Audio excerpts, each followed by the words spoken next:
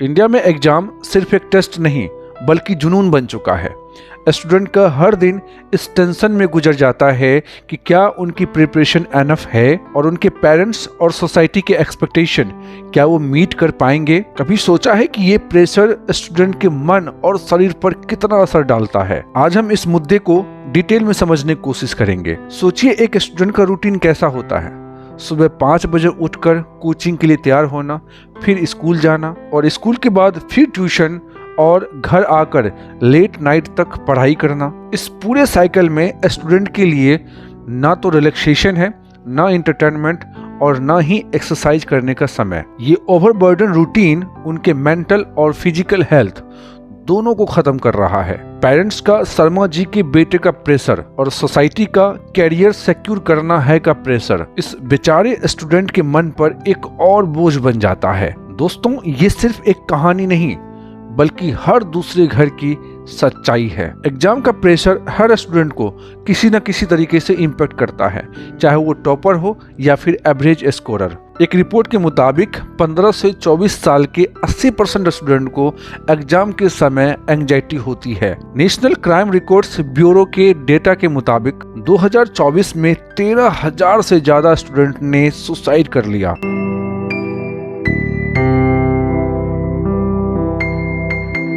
सिर्फ इसलिए क्योंकि वो एग्जाम स्ट्रेस को हैंडल नहीं कर सके। ये नंबर सिर्फ स्टैटिस्टिक्स रिपोर्ट नहीं है बल्कि एक वेकअप कॉल है कि हमारे एजुकेशन सिस्टम को और हमारी सोसाइटी को बदलने की जरूरत है। पेरेंट्स का तुम्हारे 95% क्यों नहीं आए, या फिर सोसाइटी का तुमने आर्ट्स क्यों लिया, अरे ये तो कमजोर बच्चे रखते हैं। ये सब प्रश्न स्टूडेंट के लिए एक बड़ी समस्या है। स्टूडेंट्स अपने ऊपर सेल्फ इम्पोज्ड प्रेशर डालते हैं, ये सोच के कि अगर वो फेल हुए तो उनका फ्यूचर खत्म हो जाएगा। पर क्या कभी हम सोचते हैं कि ये एक्सपेक्टेशन का कल्चर उन बेचारे स्टूडेंट्स को कितना डैमेज कर रहा है?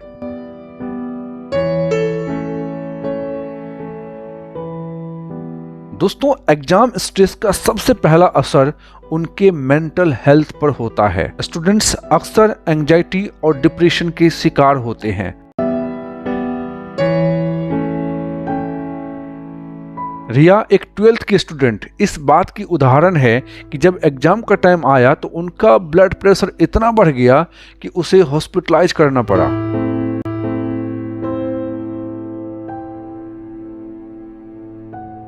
ये प्रेशर उनका कॉन्फिडेंस तोड़ देता है और उनकी नींद और पीस ऑफ माइंड छीन लेते हैं। दोस्तों, ये सिर्फ रिया की कहानी नहीं है बल्कि हजारों स्टूडेंट्स इस दौर से गुजर रहे हैं। स्ट्रेस का फिजिकल सिम्टम्स भी है, हेडेक, फैटिग और एपेटाइट लॉस। ये सब मिलकर स्टूडेंट्स को एक अनहेल्दी और अनहैप्पी इंडिविजुअल बनाते हैं। और जब ये स्ट्रेस एडल्टहुड तक उनका साथ नहीं छोड़ता तो वर्क लाइफ में भी उसे बैलेंस करना मुश्किल हो जाता है।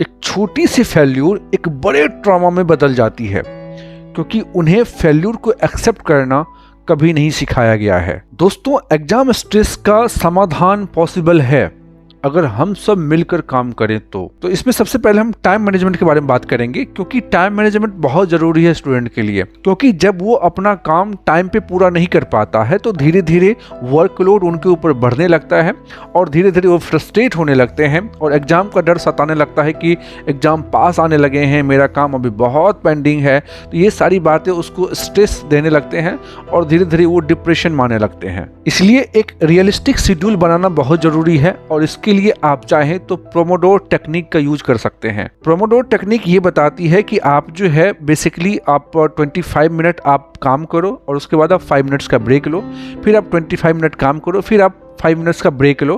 तो इस तरह से आप 25 मिनट्स का एक पीरियड बना करके कई बार अपने वर्क को आप एक्सपेंड कर सकते हैं, लेंदी कर सकते हैं और इससे आप रिलैक्स भी फील कर सकते हैं। वर्कलोड भी धीरे धीरे आपका कम होता चला जाएगा। और दूसरा है फिजिकल और मेंटल हेल्थ को प्रायोरिटाइज करना। स्टूडेंट्स को इनकरेज करना चाहिए कि वो अपने दिन का एक हिस्सा एक्सरसाइज और मेडिटेशन में बिताएं और इसके साथ साथ सोशल मीडिया डिटॉक्स और डिजिटल ब्रेक्स उन्हें माइंडफुल बनाते हैं और उनके कहीं ना कहीं स्ट्रेस को रिड्यूस करते हैं।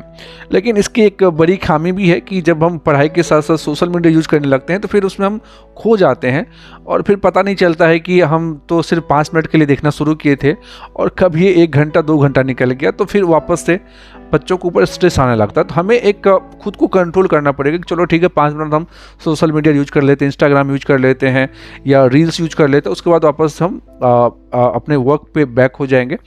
लेकिन ये कंट्रोल की सबसे बड़ी बात है कि बच्चे को कंट्रोल नहीं हो पाता है। तो आप यूज कर सकते हैं, लेकिन अगर आपके अंदर कंट्रोलिंग पावर है तो। यहाँ पर मैं एजुकेशन सिस्टम के स्कोरिंग टेक्निक के ऊपर भी सवाल उठाना चाहूँगा, क्योंकि देखो कई बार ये होता है कि जैसे आप कॉम्पिटिटिव एग्जाम्स दे रहे हो और कट ऑफ चला गया सपोज करो 97, और जिस बच्चे को 97 आया या फिर उससे अबव आया वो तो लिस्ट में आ गए, और कोई ऐसे बच्चे हैं जिसको सपोज करो 96.5 आ गया, 96.7 आ गया या फिर 96.9 आ गया, वो बच्चे लिस्ट से बाहर हो गए।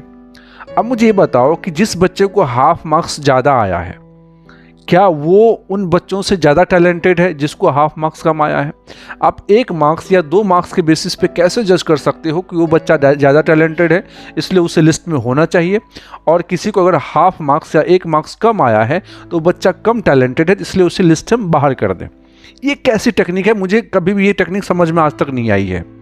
हमें बेसिकली बच्चों के स्कोर के ऊपर नहीं बल्कि बच्चों के एफर्ट्स के ऊपर हमें मार्किंग करनी चाहिए कि जो बच्चे ज़्यादा एफर्ट्स डाल रहे हैं अपने प्रिपरेशन में उसे हमें ज़्यादा मार्क्स देना चाहिए, और जो बच्चे कम एफर्ट्स डाल रहे हैं उसे हम कम मार्क्स देना चाहिए। एक अच्छी मूवी आई थी छिछोरे, और वो मूवी मुझे बहुत पसंद आई क्योंकि उसमें हमेशा बताया जाता है कि आप विनर या लूजर नहीं बनो, या फिर ये बातें अपने माइंड में मत रखो, बल्कि आप ये रखो कि आप एक फाइटर हो और आपका काम है फाइट करना। जैसे आप अगर एक स्टूडेंट हो तो आपका काम है बस पढ़ाई करना, अच्छे से पढ़ाई करना ही आपका काम है। आपका काम ये नहीं कि अच्छे स्कोर करना, 95% स्कोर करना, 99% स्कोर करना, ये आपका काम नहीं है। आपका काम है कि अच्छे से पढ़ाई करो, अपनी एफर्ट्स डालो, और मार्क्स पे आप फोकस मत करो कि मार्क्स कितना आया है। हाँ, अपने एफर्ट्स पे आप ज़रूर फोकस करो कि अगर आपकी एफर्ट्स में कमी दिख रही है तो उस पर आप काम करो, ना कि आप मार्क्स के ऊपर काम करो। बेटा, तुम्हारा रिजल्ट डिसाइड नहीं करता कि तुम लूजर हो कि नहीं, तुम्हारी कोशिश डिसाइड करती है। पर कोशिश तो आपने बहुत करी ना बेटा। हाँ,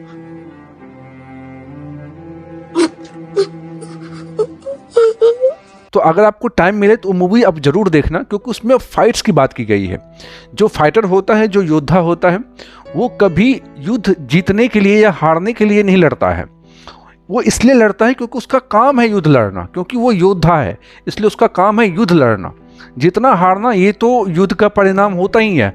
आज जो हारेंगे हो सकता कल वो जीतेंगे।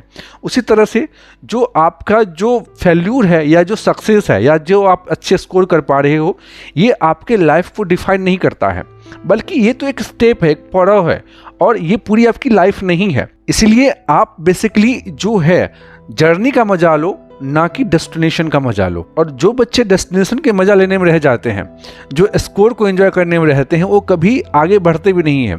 इसलिए आप एफर्ट्स को एंजॉय करो। आप जो प्रिपरेशन कर रहे हो, जो जर्नी आपकी है, उसको आप एंजॉय करो, तो आप हमेशा सक्सेस होगा। अगर हो सकता है कि इस बार आप फेल कर जाओ या आपको कम मार्क्स आए, लेकिन आप लाइफ में कभी नहीं हारोगे और लाइफ में हमेशा आप आगे रहोगे। दूसरा, मैं यहाँ पे कुछ बात पेरेंट्स और टीचर्स के लिए भी कहना चाहूँगा कि पेरेंट्स और टीचर्स को भी बच्चों के साथ रेगुलर बेसिस पे कम्युनिकेशन एस्टेब्लिश करना चाहिए। बच्चों को बताना चाहिए कि तुम्हारी मेहनत ज़्यादा ज़रूरी है, ना कि रिजल्ट। इस तरह के जो मैसेज होते हैं बेसिकली बच्चों के कॉन्फिडेंस को बूस्ट करते हैं और उनका ज़्यादा मन लगता है पढ़ाई में। लेकिन अगर उनके ऊपर हम अपना एक्सपेक्टेशन थोपेंगे तो बच्चे नर्वस हो जाते हैं और धीरे धीरे वो डरने लगते हैं अपने रिजल्ट को लेकर के। साथ ही साथ बच्चों के अंदर की जो फेल होने का डर है, उसे निकालने के लिए उन्हें कुछ सक्सेसफुल पर्सनालिटीज का एग्जाम्पल भी देना चाहिए। जैसे अल्बर्ट आइंस्टाइन ने कहा था कि failure is a success in progress. उन्हें ये समझाना जरूरी है कि एक फेल्यूर